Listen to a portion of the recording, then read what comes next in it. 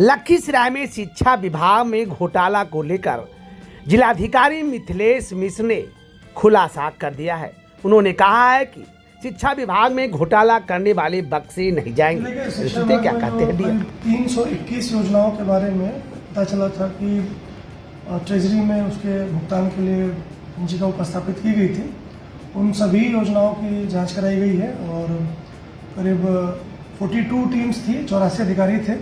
उन लोगों ने सभी योजनाओं की जांच की है और जांच करने के बाद जांच प्रतिवेदन हर एक योजना के बारे में अलग अलग समर्पित किया, जिसमें प्रथम दृष्टया ये अध्ययन के बाद ये पता चला है कि करीब 90 ऐसी योजनाएं थी जिस पर धरातल पर काम शुरू नहीं हो सका था या एकदम प्रारंभिक स्टेज में ही था, जिस पर एमबी बुक करना और जिसके ऊपर बिल की निकासी करना सरासर अवैध है, जो सरकारी नियम के खिलाफ है। तो उन 90 लोगों के ऊपर, उस 90 योजनाओं से जुड़े हुए लोगों के ऊपर कार्रवाई करने के लिए उन्हें डीओ को पत्र लिखा है कि उनके ऊपर आप सुसंगत धाराओं में प्राथमिकी दर्ज कराई है।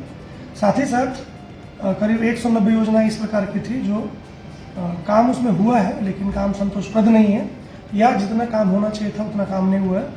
जैसे कहीं बाउंड्री बननी थी तो बाउंड्री पूरी नहीं हुई है, बाउंड्री हुई तो प्लास्टर नहीं हुआ है, प्लास्टर हुआ तो पेंटिंग नहीं हुई है, पेंटिंग हुआ तो गेट नहीं लगा है, लेकिन एमबी में पूरा काम दिखाया गया।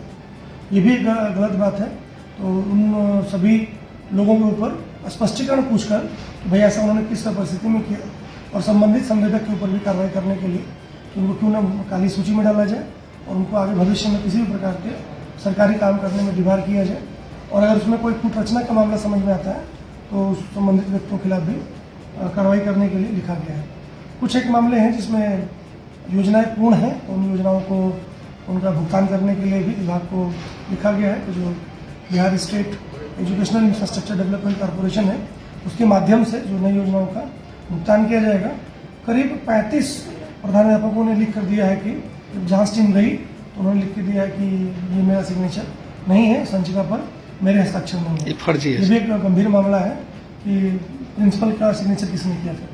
तो संचिका से जो जुड़े हुए लोग हैं उनको सबको स्पष्टीकरण किया जा रहा है और जैसे ही मामला प्रकाश में आएगा कि किस व्यक्ति ने संचिका पर गलत सिग्नेचर किया है तो निर्देश दिया गया है कि संबंधित प्रधानाध्यापक द्वारा उनका गलत सिग्नेचर बनाने के लिए जो गलत लोग हैं उनके खिलाफ प्राथमिकी दर्ज करेगा। एक चरण में जितना बिल प्रस्तुत किया गया था हम लोगों ने उसको रोक दिया था, क्योंकि किसी राशि का भुगतान नहीं हो पाया था लेकिन भुगतान करने का प्रयास किया गया था, उसको हम लोगों ने रोका है।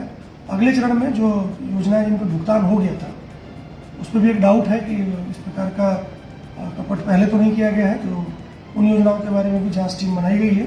उसको भी हम लोग करीब 700 योजनाएं हैं, उनकी भी जब धरातल पर जांच हो जाएगी तो यह स्पष्ट हो जाएगा अगर योजनाएं पूर्ण है तो अच्छी बात है, और अगर योजनाएं पूर्ण नहीं है और राशि निकासी हो गई है तो बहुत ही गंभीर मामला है। तो हम लोगों ने इसको पूरा देखा है, हर एक फाइल मैंने खुद देखी है, पढ़ी है। विभाग के जो पदाधिकारी इसमें सहयोग भी किए हैं, कुछ पदाधिकारी इसमें संलिप्त भी रहे हैं जिन्होंने गलत काम किया है। कुछ उसमें जो भी लोग दोषी हैं उनको चिन्हित किया जाए और सुसंगत धारा में उनके ऊपर प्राथमिकी दर्ज करके जो विशिष्ट अनुसंधान है वो पुलिस द्वारा किया जाए। सर के संज्ञान में जब मामला आया तो वेंडर रात में भी स्कूलों में काम करते नजर आ रहे हैं। देखिए, जितने भी काम ऐसे किए गए हैं, जो सबसे गंभीर मामला है कि जो काम किया ही नहीं गया।